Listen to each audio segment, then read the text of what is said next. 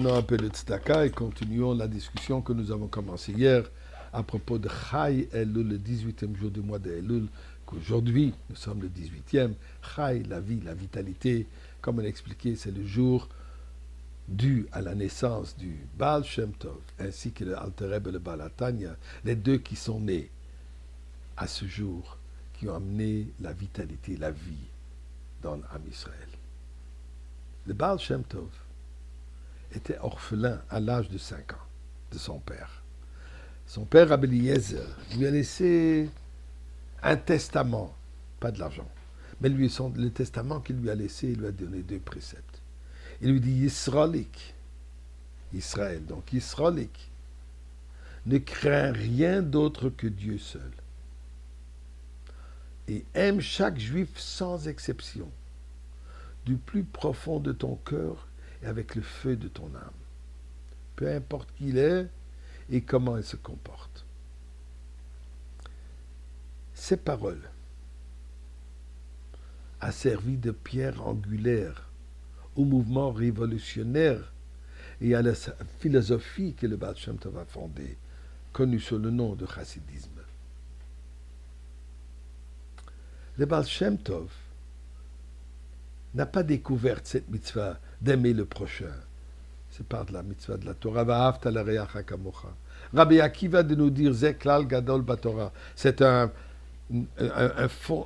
concept fondamental dans le judaïsme. Mais ce que le Baal Shem Tov nous a montré, c'est à quel niveau, de quelle profondeur nous devons aimer une autre personne. Et l'Alter Rebbe nous enseigne comment on peut aimer une autre personne. Et je m'explique. Aimer quelqu'un d'autre est l'antithèse de la nature humaine. Nature humaine, on s'aime soi-même. Aimer le prochain n'est pas une chose naturelle, n'est pas une chose même normale pour l'être humain. L'Alter Rebbe explique tout simplement. Effectivement, si on considère le prochain comme prochain, un autre, eh bien là, on ne peut pas l'aimer. Mais si on considère le prochain comme moi-même, là, il n'y a pas de difficulté à l'aimer. Au contraire, on s'aime, on aime celui qui est moi. De quelle manière l'autre est moi, puisque c'est mon frère. Pourquoi est-ce que c'est mon frère? Avechad Kola, nous avons tous le même père. Nous sommes tous une âme. Nos âmes sont les mêmes. Il n'y a pas de différence entre une âme et une autre âme. De par le corps, il y a des différences. Mais notre existence n'est pas une existence corporelle. Notre existence, c'est une existence d'âme. Et à ce niveau-là, il n'y a pas de différence. Et si on met l'accent sur cette partie de la vie, alors, il nous explique l'Alter Rebbe dans Perek Lamed Bet du Tanya, c'est comme ça qu'on peut aimer chacun. Eh bien, le Baal Shem Tov, pour lui, ce n'était pas juste un concept, c'était une réalité. Le Baal Shem Tov, qui était un géant de la connaissance de la Torah à tous les niveaux, la partie dévoilée comme la partie cachée, la Kabbalah. Mais comment est-ce qu'il a passé une grande partie de sa vie? D'abord, avant qu'il ait été dévoilé, il accompagnait les petits-enfants à l'école, leur racontait des histoires, leur enseignait l'alphabet. Et plus tard aussi, il partait dans les petits villages.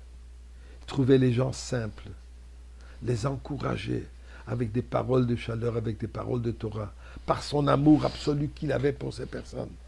Il leur a expliqué, leur montré que leur simplicité, que leur mitzvah qu'ils font avec peu de connaissances, mais avec un amour absolu à Kadosh Baruch Hu, avec un dévouement absolu.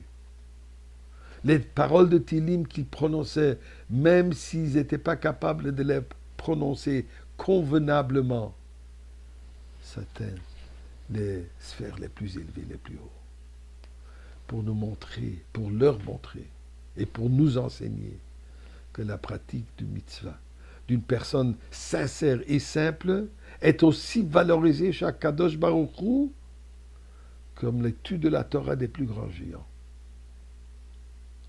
Il a raison. puisque ce qu'on fait par amour à Kadosh Baruch Hu, par le biais d'avoir l'amour du prochain, ça réunit tout ensemble. Et comme le Baal Shem Tov disait, c'est possible qu'une âme descende dans ce monde et se trouve dans ce monde pendant 70 ou 80 ans, 80 années, juste pour faire une faveur à une autre personne. Et c'est cela qui explique la Gemara, qui Hillel a dit que toute la Torah n'est qu'une explication, n'est que commentaire sur la mitzvah d'aimer son prochain. Pourquoi? Puisqu'aimer son prochain, c'est une manifestation. Ceci proclame notre amour envers Dieu. Et c'est ça toute la Torah. Et par notre amour vers le prochain, Dieu va nous éprouver l'amour vers nous et va nous sortir de l'exil et nous amener au Beth Amikdash aujourd'hui même.